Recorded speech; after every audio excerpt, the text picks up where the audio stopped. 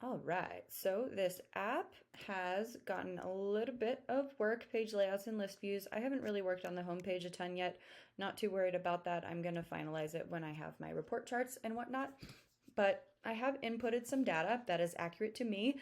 I've got all of my races for the rest of the year put in here along with their training focus, etc. So let's click on one. This is the Pikes Peak Ascent. As you can see, race date is going to be on September 21st. It's a lot of vert, it's straight up a mountain, half marathon. I've done this before. And as you can see, there is a training period that I've already created that is associated with it. So if I go here, click on this one that has begun June 24th through July 5th. So as you can see, the status that I have created a formula field for, because the current date is not within the range of the start date and the end date, the status shows as not started. Now for this training period, what my focus is going to be on is speed and then also vert. I haven't inputted any of this information yet because I created a spreadsheet to do that for me. I'll show that for you in a bit. But you can see that that is here related. And I do have one workout that I've done that is associated to this particular training period. And I did that just for the sake of, showing things. This is one that I put in manually. It's not one that I uploaded, so not all of the data is in here, but the most important things are, you can see this is just a normal run, so I did not click race event, but if I were to go into my workouts, I could click on, let's see, this one was an actual race event.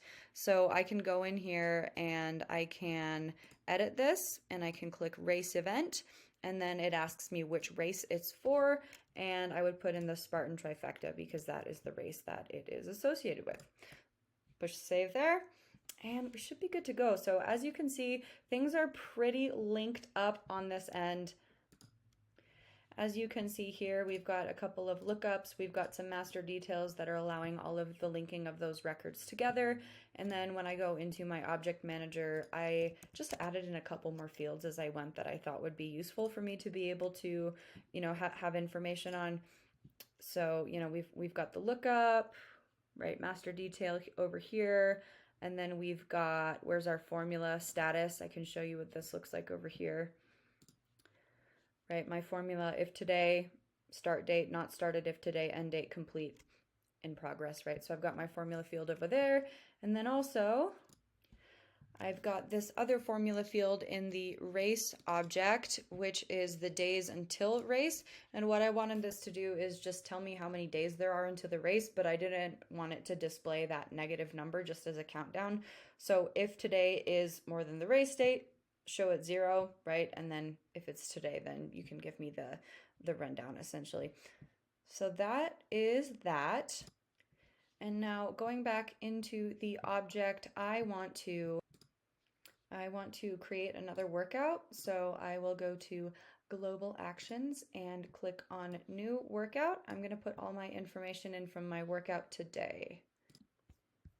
Here we go. I'm just going to call this track strides, and I'll actually, normally I would specify which track I went to, but this is for the public, so we're not putting that there. Running, this is how long it was, distance, pace, etc. This is all just information that I got from my watch after it was done. Put some notes in there, and huzzah, here we go. And if I refresh the page, it should show up here. And it does, it's down here, but I want it to be sorted by date, so that is much better. Now heading over to my object model checklist, I have created all of the objects, customized their page layouts, and made relevant list views. Next step is for me to start building out the automations. This is where I'm going to start using AI for some flows. As I mentioned before, I know some of these things don't need flow in order to do them, but I'm just practicing building the skill, so I'm going to roll with it.